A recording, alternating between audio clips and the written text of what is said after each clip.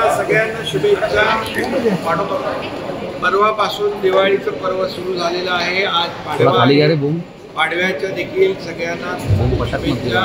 हा पाडवा म्हणजे संकल्प, नवीन पर्व सगळ्यांच्या आयुष्यामध्ये सुख घेऊन येऊ अशा मनापासून शुभेच्छा।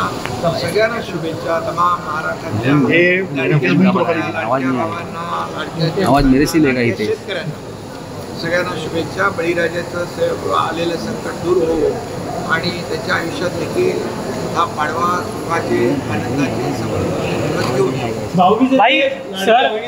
भाऊबीजेच्या वाढ बघत म्हणजे ते लाडक्या बहिणींच्या भाऊबीज मिळणारच, रोहित पवारांचं मिळणार आणि लाडकी योजना कायम सुरू राहणार। रोहित पवारांचं म्हणणं आहे की RSS वर बंदी घालावी। ज्या पद्धतीने कर्नाटक सरकारने RSS वर बंदी घातली त्यापूर्वी महाराष्ट्रामध्ये कॉलेज आणि इतर ठिकाणी RSS चे लोक घुसते, ते कुठेतरी कॉलेजमध्ये वातावरण खराब करण्याचा प्रयत्न करतात। खरं म्हणजे अशा प्रकारचं वक्तव्य हे दुर्दैवी आहे आणि निषेधार्ह आहे। याची निंदा, निषेध करावा तेवढा कमी आहे, कारण RSS राष्ट्रीय स्वयंसेवक संघ हा एक कडवट देशभक्त, राष्ट्रभक्त ही संघटना आहे आणि कधी जेव्हा आपत्ती संकट येतं त्यावेळेस RSS ही संघटना धावून जाते आणि प्रखर राष्ट्रभक्त आणि देशभक्ती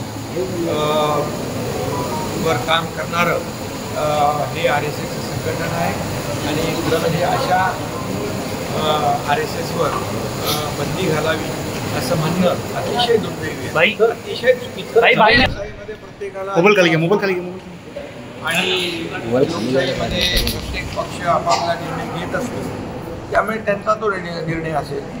त्यामुळे मी एवढंच सांगेन की लोकसभा महायुतीने आम्ही जिंकलो, विधानसभा महायुती लँडस्लाईड घेऊन जिंकलो, आता स्थानिक स्वराज्य संस्था देखील मध्ये महायुतीचाच भगवा डौलाने पडतील। CEN न्यूज देश प्रदेश की ताज़ा तरीन खबरों के लिए CEN न्यूज को सब्सक्राइब करें और रहें पल पल की खबर से हर पल बाखबर।